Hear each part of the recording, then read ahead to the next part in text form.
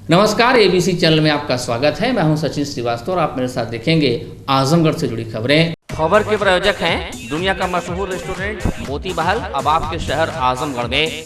Central bank के नीचे पुरानी सब्जी मंडी आजमगढ़। रामेश्वर प्रसाद ज्वेलर्स, प्रथम तल, Jalans mega shopping mall Azamgarh और वुडन टच भंवरनाथ आजमगढ़। लगातार बरसने का तुमने ठाना है, जरूर तुम्हारा कुछ न कुछ इरादा है। बात ये अब लगभग साफ हो चली है कि बारिश तबाही पर आमादा है। जी हाँ, ये सच है, बारिश तबाही पर आमादा है। नॉन स्टॉप पखवाड़े भरपूर बरसने के बाद उसने जब शुक्रवार से अपनी दूसरी पाली उसी अंदाज में शुरू की तो लोगों ने समझ लिया कि पिच छोड़ने का वक्त आ गया है और लोगों ने पलायन शुरू कर दिया। जी हाँ, एक बार फिर सुबह से रात तक हुई बारिश ने लोगों को अपना घर द्वार छोड़ आसमान के नीचे टेंट तंबू डालने के लिए विवश कर दिया। 2 दिनों से लगातार हुई बारिश से पूरे शहर में जल जमाव की बड़ी समस्या बन गई है। वहीं तमसा नदी के जल स्तर को भी पानी ने बढ़ा दिया है। देखा जाए तो तमसा नदी का पानी पुराने पुल के पिलर को छूता हुआ निकल रहा है।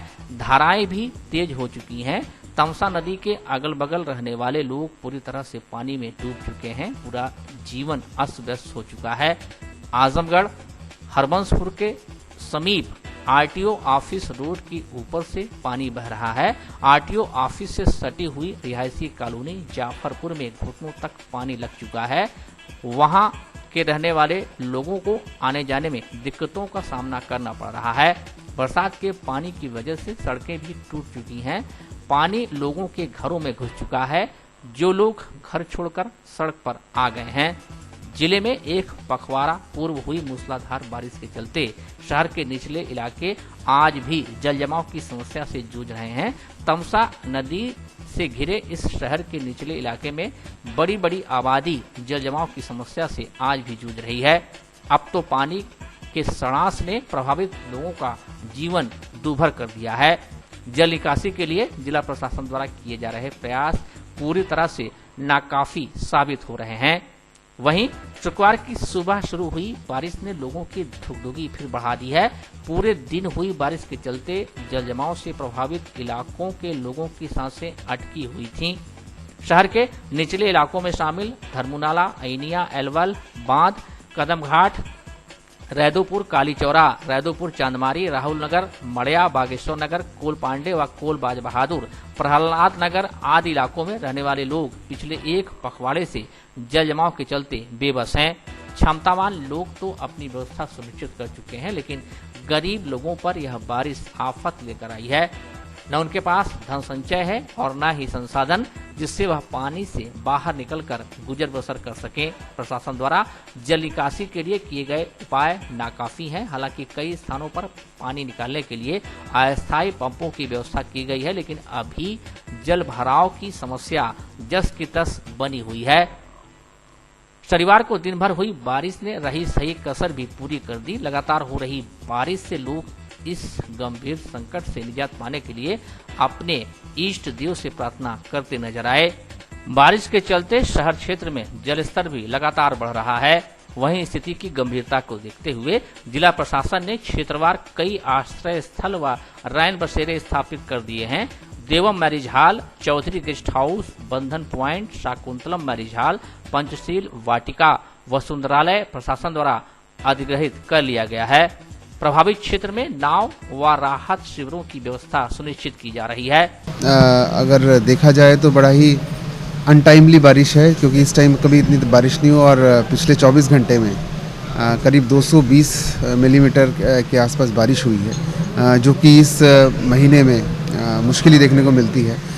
पुराने जो बारिश हुई थी उसको निकालने के लिए जो प्रयास किए गए थे, काफ़ी पानी निकल भी गया था। अब पुनः पानी के वापस भर गया है। तो हमने उसमें 2-3 व्यवस्था की हैं। एक तो एक पंप और मंगाया गया है, उसको बस बारिश जैसे ही रुकेगी उसको लगाया जाएगा, क्योंकि बड़ा पंप है जो बागेश्वर में लगना है। बट मेरा अनुरोध है कि जिनका घर, हम क्या कर रहे हैं, हर मोहल्ले में जहाँ पे पानी भरता है, जिसमें ट्रेडिशनली इस बारिश में देखा गया, उसमें एक टीम बना दे रहे हैं। टीम 2 तरह से बनाई गई है। एक तो सभासद और कुछ हमारे जो युवा हैं जो इसमें कंट्रीब्यूट करना चाहते हैं, उनको उनकी टीमें बनाई गई हैं जो घर घर जाके क्लोरीन की टैबलेट और बाकी जो उनको जानकारियाँ देनी है वो देंगे।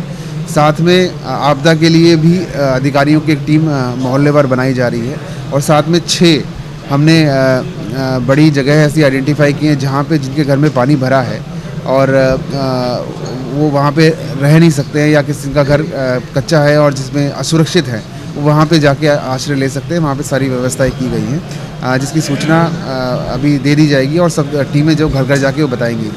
मैंने जो किसी को भी अगर आपदा के बारे में या अपने घर के बारे में कोई भी बात करनी है तो CUG नंबर हमारा है 9454417172, इस पर संपर्क कर सकते हैं। सभी सभासदों और लोगों के साथ अधिकारियों की टीम भी घर घर जाएंगी और ये भी जांच करेंगे कि किसका घर सुरक्षित है किसका असुरक्षित है और उनको समय से शिफ्ट करने की बात भी कही जाएगी। साथ में जो विकट समस्या इस वक्त ये है कि जो तमसा नदी है वो अपने लेवल से बहुत ऊपर बह रही है, तो उसकी वजह से जो गेट्स हैं वो बंद करने की वजह से शहर का पानी वहाँ पे क्लॉग हो गया है। तो इसमें सभी के प्रयास जारी हैं और बाकी लोगों से भी ये अपेक्षा है कि उसमें सहयोग करें।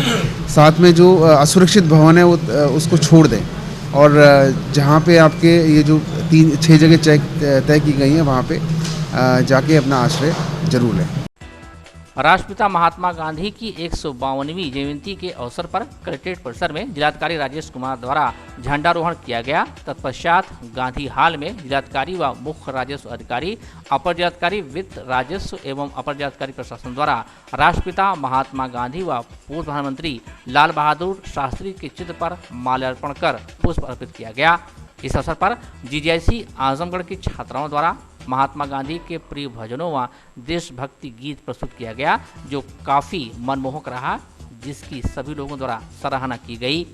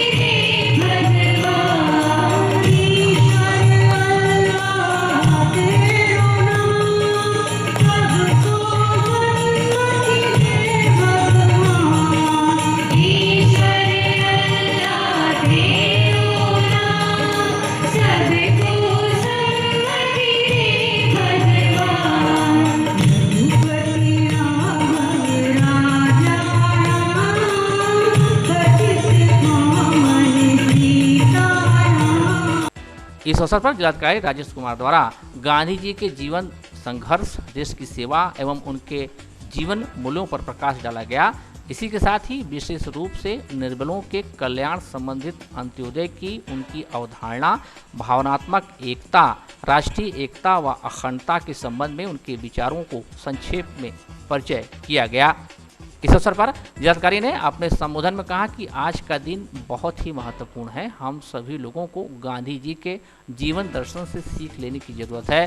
उन्होंने कहा कि जब भी हम कभी निर्णय लेने में असमंजस की स्थिति में हों तो हमें यह देखना चाहिए कि जिसके बारे में निर्णय लेना है उस पर क्या प्रभाव होगा, तब हम सही निर्णय लेंगे।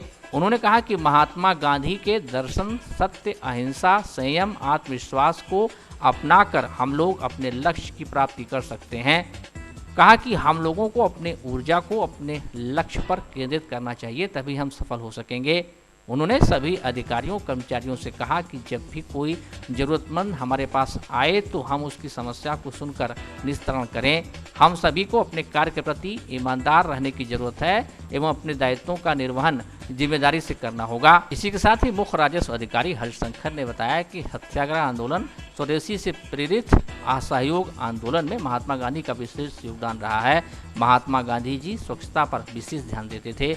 अपर जिलाधिकारी प्रशासन नरेंद्र सिंह ने कहा कि जब हमारा देश गुलाम था, आंदोलन पूरे देश में चल रहा था, तब महात्मा गांधी जी ने सभी को एकजुट कर देश को आज़ाद कराया। उन्होंने कहा कि सरकार द्वारा चलाई जा रही जन कल्याणकारी योजनाओं को लाभ समाज के अंतिम व्यक्ति को दिलाएं।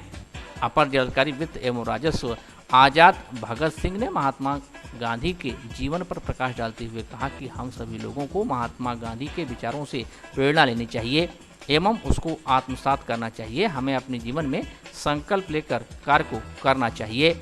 इस अवसर पर उपजिलाधिकारी न्यायिक धीरज श्रीवास्तव, आजमगढ़ विकास प्राधिकरण सचिव सहित कलेक्ट्रेट के समस्त अधिकारी और कर्मचारी उपस्थित रहे।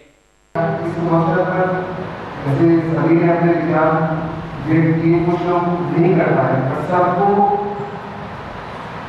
जो हमारे राष्ट्र का, हमारे ब्रिटिश प्रधानमंत्री जी के लिए मन में धारणा है, वो किसी और महापुरुष के लिए आज की तारीख में प्रासंगिक नहीं होगी। आप देखिए, सत्य, अहिंसा और बलिदान, ये तीन चीजें ऐसी हैं जो कोई संत के अंदर ही होती। तो असली में संत वही है जो इन चीजों को अपने पास सत्य के पीछे रहना सबसे बड़ी आज की तारीख में अवसर है। भारतीय जनता पार्टी के प्रदेश प्रवक्ता आनंद दुबे शनिवार को आजमगढ़ जनपद पहुंचे, जहां संगठन से बैठक करने के बाद वह शहर के एक होटल में जिले के पत्रकारों से रूबरू हुए। इस दौरान मीडिया कर्मियों को उन्होंने सम्मानित करते हुए अंगवस्त्रम और माल्यार्पण कर उनसे वार्ता शुरू की। अपनी वार्ता के दौरान मीडिया के सवालों का जवाब देते हुए आनंद दुबे का कहना था कि वर्तमान समय में प्रदेश सरकार द्वारा एक के बाद एक लगातार सराहनीय कार्य किए जा रहे हैं और लोगों के दिलों से अपराधियों का डर गायब हो गया है। वहीं गोरखपुर की घटना को काफ़ी दुखद बताते हुए उनका कहना था कि प्रदेश सरकार की पूरी संवेदनाएं पीड़ित परिवार के साथ हैं और मुख्यमंत्री जी द्वारा जिस तरह से पीड़ित परिवार की जो मांगे थी उन्हें मान लिया गया है। यह अपने आप में दर्शाता है कि मुख्यमंत्री जी किस तरह से उन लोगों के साथ जुड़े हुए हैं। उनका कहना था कि आज उत्तर प्रदेश निवेश वाला उत्तर प्रदेश बन रहा है, अपराध मुक्त उत्तर प्रदेश बन रहा है, समृद्ध उत्तर प्रदेश बन रहा है, जहां अपराधियों का खौफ नहीं है और बेखौफ होकर लोग जीवन व्यतीत कर रहे हैं। यही वजह है कि आज उत्तर प्रदेश में दुनिया भर से व्यापारी निवेश करना चाह रहे हैं, जिसका प्रमाण है कि सैमसंग का डिस्प्ले यूनिट उत्तर प्रदेश में आया और तमाम चीज़ें उत्तर प्रदेश में चल रही हैं। सरकार ने डिफेंस कॉरिडोर बनाने का काम किया। अभी तक उत्तर प्रदेश में तमंचे बना करते थे जो समाज को डराने का काम किया करते थे। आज हम देश की सुरक्षा के लिए उत्तर प्रदेश में अत्याधुनिक हथियार बनाने जा रहे हैं। कभी उत्तर प्रदेश अंधकार में डूबा रहता था, सिर्फ चंद जिलों को 24 घंटे बिजली मिलती थी, बाकी जिलों को 5-6 घंटे बिजली मिला करती थी। आज उत्तर प्रदेश में गांवों में 18 घंटे, तहसीलों में 22 घंटे और जिला मुख्यालय पर 24 घंटे बिजली दी जा रही है। प्रेस वार्ता के दौरान भाजपा नेता डॉक्टर पीयूष सिंह यादव, निखिल राय आदि मौजूद रहे। सभी प्रवक्ताओं का जनपदवार प्रवास तय किया है। इसी कड़ी में मुझे जनपद लालगंज, जो संगठन की दृष्टि से हमारा एक जनपद है, आजमगढ़ का ही एक हिस्सा है, और आजमगढ़, दोनों ज़िलों में हमारी जो मीडिया टीम है, जो हमारे मंडलों के मीडिया प्रभारी हैं, जो हमारे मोर्चों के मीडिया प्रभारी हैं, जो हमारे ज़िला के मीडिया प्रभारी हैं, ऐसे सभी मीडिया प्रभारी लोगों के साथ बैठक करके आगे की कार्य योजना तय करना कि किस तरह से मीडिया से संपर्क हो, संवाद हो, किस तरह से सरकार द्वारा जो योजनाएं हैं, जो पार्टी द्वारा कार्य योजनाएं बनती हैं, उसको कैसे हम संप्रेषित करें और वो कैसे संवाद का रूप धारण करे, इसको लेकर हम लोगों ने आज लालगंज में भी और आजमगढ़ में भी संगठन स्तर पर बैठक की है। ये एक कार्यक्रम रहा। दूसरा कार्यक्रम व्यक्तिगत रहा। आप सभी पत्रकार बंधुओं से एक संपर्क था, संवाद करना था, आपसे मिलना था, आपके साथ बातचीत करनी थी। यही एक मकसद था। इसी के दृष्टिकोण से मैं आजमगढ़ और लालगंज आया हुआ हूँ। ये गोरखपुर में जो भी घटना हुई वो बेहद दुर्भाग्यपूर्ण रही, अत्यंत दुखद रही, लेकिन मीडिया में घटना आने से पहले ही जैसे माननीय मुख्यमंत्री जी को इसकी जानकारी मिली, उन्होंने तुरंत कठोर कार्रवाई के आदेश दिए, उन्होंने मुकदमा दर्ज करने का आदेश दिया, उनकी गिरफ्तारी करने का आदेश दिया और जांच करके उनको बर्खास्त करने का आदेश दिया। इसके अलावा खुद मुख्यमंत्री जी पीड़ित परिवार से मिले, उनको जो उनकी मुआवजे की मांग थी मुआवजा दिया, उनकी पत्नी को नौकरी देने का ऐलान किया और जो केस ट्रांसफ़र करने की बात की थी उसको भी मुख्यमंत्री जी ने मान लिया। इसके अलावा मुख्यमंत्री जी ने आदेश दिया है गृह विभाग को कि सभी ऐसे पुलिसकर्मियों की जांच हो और जो भी इस तरह के कार्यों में संलिप्त पाए जा रहे हैं या जो भी अपने कर्तव्यों का सही ढंग से निर्वहन नहीं कर रहे हैं या जो जनता के दुख दर्द को नहीं समझ रहे हैं, ऐसे लोगों पर कार्रवाई की जाए, उनको जो है नौकरी से बर्खास्त किया जाए। अच्छा, संगठन और ब्यूरोक्रेसी के समन्वय को लेकर के क्या कहेंगे आप? नहीं, देखिए, संगठन का काम संगठन का होता है और ब्यूरोक्रेसी सरकार के अंतर्गत आती है। सरकार जो कार्य योजनाएं बनाती हैं, जो नीतियां बनाती हैं, उनको लागू करना ब्यूरोक्रेसी का काम होता है और दोनों उसी हिसाब से अपना कार्य करती हैं। हाँ, लेकिन जैसे लग नहीं रहा है कि कार्यकर्ताओं की उपेक्षा हो रही है ये ब्यूरोक्रेट्स द्वारा, नहीं, इसको लेकर के संगठन काफी नाराज नहीं, देखिए, ऐसा नहीं है। कार्यकर्ताओं की जो भी बातें हैं वो उचित फोरम पर रखी जाती हैं और वहाँ से उसका निस्तारण किया जाता है। इस तरह की कोई बात नहीं है। सरकार अपना काम कर रही है और जो प्रशासन है वो अपना काम कर रहा है और यही वजह है कि आज उत्तर प्रदेश में भयमुक्त समाज का एक निर्माण हुआ है। उत्तर प्रदेश में इससे पहले की जो सरकार थी, आप देखिए किस तरह से 1000 से ज़्यादा दंगे हुए, किस तरह से अपराधी सड़कों पर खुलेआम घूमते थे, तमंचे लहराते थे। लेकिन आज उत्तर प्रदेश की तस्वीर बदल चुकी है। हमने लगातार अपराधियों को जेल में भेजने का काम किया है। वो अपराधी जो उत्तर प्रदेश में खुलेआम घूमते थे, आज दूसरे जेलों से उत्तर प्रदेश की जेल में आने से कांप रहे हैं, डर रहे हैं। ये हमने उदाहरण पेश किया। हमने 18 अरब रुपए की संपत्ति गुंडे माफियाओं से जब्त की है। 67,000 हेक्टेयर ज़मीन जो हमारी अवैध तरीके से भूमाफियाओं ने कब्जा की थी, उनसे छुड़ाया है। तो योगी जी का स्पष्ट निर्देश है कि अपराध को लेकर जीरो टॉलरेंस की नीति पर हमारी सरकार चल रही है और इसी आधार पे हम कार्रवाई कर रहे हैं। आजमगढ़ में तेज हवा के साथ 2 दिनों की मूसलाधार बारिश ने जनजीवन अस्त व्यस्त कर दिया है। तेज बारिश से रिहायशी कच्चा मकान गिर गया। मलबे में दबने से पिता पुत्र की मौत हो गई, जबकि मां अचेत हो गई है। किसानों के लिए भी अत्यधिक बारिश समस्या बन गई है। कई जगह धान के खेत डूब गए, आलू की खेती भी पिछड़ गई है। जिले में तेज हवाओं के साथ 2 दिनों से हो रही लगातार मूसलाधार बारिश से शहर से लेकर ग्रामीण क्षेत्र में कई इलाके जलमग्न हो गए हैं। वहीं कच्चे मकान और झोपड़ी में गुजर बसर कर रहे लोगों का जीना मुहाल हो गया है। कच्चे मकानों के गिरने से मलबे में नीचे दबकर मरने वालों और घायलों की तादाद रोज बढ़ रही है। ताज़ा मामला मेहनगर थाना क्षेत्र का है, जहां मकान गिरने से पिता पुत्र की दर्दनाक मौत हो गई। बारिश में मेहनगर के गोपालपुर में दीवार गिरने से एक महिला की मौत हुई है और 2 घायल हुए थे। वहीं जमकी गांव में गुरुवार को 3 मवेशियों की मौत और बच्चे सहित 3 महिलाएं घायल हुई थीं।